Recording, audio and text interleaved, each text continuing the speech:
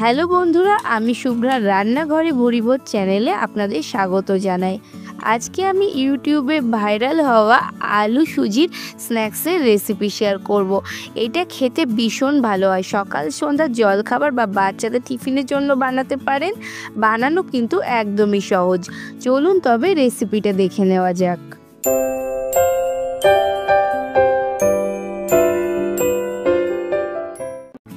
আলু সুজির এই স্ন্যাক্সটা বানানোর জন্য প্রথমে একটা গ্যাসে কড়াই বসিয়ে দিয়েছি। কড়াইটা গরম হয়ে গেলে দিয়ে দিয়েছি 1 টেবিল চামচ সাদা তেল। তেলটা গরম হয়ে গেলে দিয়েছি হাফ চা চামচ কালো সর্ষে, হাফ চা চামচ কালো জিরে আর হাফ চা চামচ সাদা তিল। সমস্ত কিছু 1 মিনিট মতো একটু নেড়ে চেড়ে নেব ফোড়ন থেকে সুন্দর গন্ধ বেরোনো পর্যন্ত। সাদা তিলটা কিন্তু অপশনাল, চাইলে এটা আপনারা অ্যাভয়েডও করতে পারেন। এরপর দিয়ে দিচ্ছি একটা কাপ মেপে 2 কাপ পরিমাণে জল। জলটা অবশ্যই মাপ করে দিতে হবে। আর তার সাথে দিয়ে দিচ্ছি হাফ চা চামচ গোলমরিচ গুঁড়ো। সমস্ত কিছু নেড়ে চেড়ে মিশিয়ে নিচ্ছি আর গ্যাসের ফ্লেমটা হাইতে দিয়ে ফুটে ওঠা পর্যন্ত ওয়েট করছি। আর 1 থেকে 2 মিনিটের মধ্যেই কিন্তু জলটা ফুটতে শুরু করে দেবে। জলটা ফুটতে শুরু করলে ওই একই কাপ মেপে 1 কাপ সুজি আমি এখানে দিয়ে দিচ্ছি। সুজিটা দেওয়ার সময় গ্যাসের ফ্লেমটা লোতে করে দেবো আর 1 হাত দিয়ে সমানে নাড়তে থাকতে হবে, নাহলে কিন্তু দলা পেকে যাবে। আর এরকমভাবে একভাবে নেড়ে যেতে হবে। এখানে আমি মিহি দানা সুজি ব্যবহার করেছি। আপনাদের কাছে যদি মোটা দানা সুজি থাকে তবে একটু মিক্সিতে মিহি করে গুঁড়ো করে নিতে পারেন। এরপর নেড়ে চেড়ে মিশিয়ে নিচ্ছি আর লো ফ্লেমে 1 মিনিট মতো নাড়লেই কিন্তু এটা বেশ সুন্দর একটা ডো তৈরি হয়ে যাবে। তো আমি 1 মিনিট মতো নেড়ে নিয়েছি আর এটা ড্রাই হয়ে গেছে আর একটা ডোয়ের মতো হয়ে গেছে।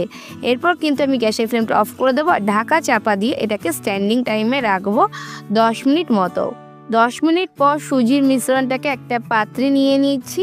এরপর এটাকে একটু ঠান্ডা করে নেব। আমি একটা থালাতে নিয়েছি আর এটা যতক্ষণে ঠান্ডা হচ্ছে ততক্ষণে আমি একটা বড় সাইজের সেদ্ধ আলু নিয়েছি। তো দেখে নিন, এটা কিন্তু বেশ বড় একটা আলু ছিল। আর এটার আমি খোসাটা ছাড়িয়ে নিচ্ছি। আর আলুর খোসাটা ছাড়িয়ে নেওয়ার পর এই যে আলুটা, এটাকে আমি পুরোটাই একটা গ্রেটারের সাহায্যে গ্রেট করে নেব। এভাবে গ্রেট করে নিলে আলুর মধ্যে আর গুটি গুটি থাকে না। তো আলুটাকে আমি পুরোটাই গ্রেট করে নিয়েছি। আর এখানে আলুটা কিন্তু বেশ বড় সাইজের ছিল, আপনাদের কাছে মাঝারি সাইজের হলে 2খানা আলু নেবেন। এরপর আমি পুরোটাকে গ্রেট করে নিয়েছি। এরপর এর মধ্যে দিয়ে দিয়েছি 2 টেবিল চামচ পরিমাণে মিহি করে কোচানো ধনে পাতা, হাফ চা চামচ বিট লবণ আর হাফ চা চামচ নর্মাল যে লবণ হয় সেই লবণ। এরপর সমস্ত কিছু ভালো করে মিশিয়ে নেব হাত দিয়ে। আর এটাকে খুব ভালো করে মিশিয়ে নিতে হবে যাতে আলু আর সুজিটা সব জায়গায় সমানভাবে মিশে যায় আর মশলাগুলো খুব ভালোভাবে মিশে যায়।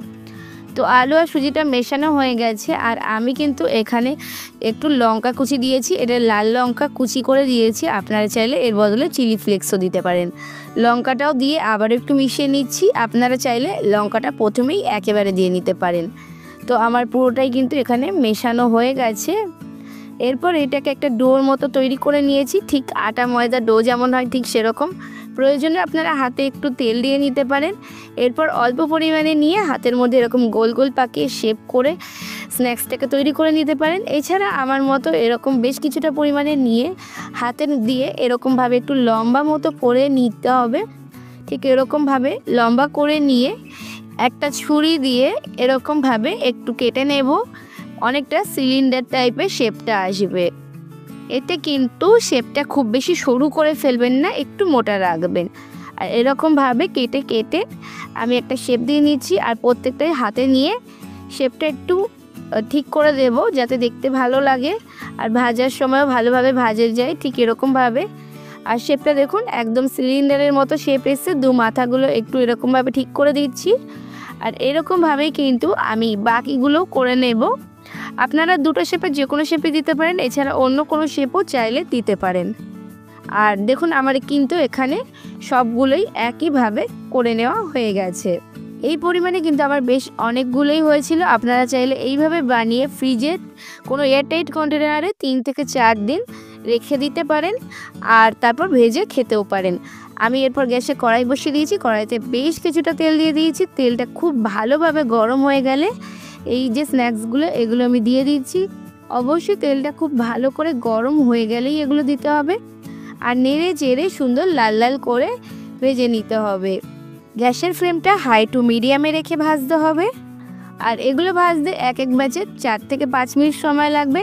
প্রথমে এরকম একটু ফেনা কিন্তু উঠবে, তাতে কোনো অসুবিধা নেই, তবে বেশ সুন্দর লাল লাল করেই ভাজতে হবে।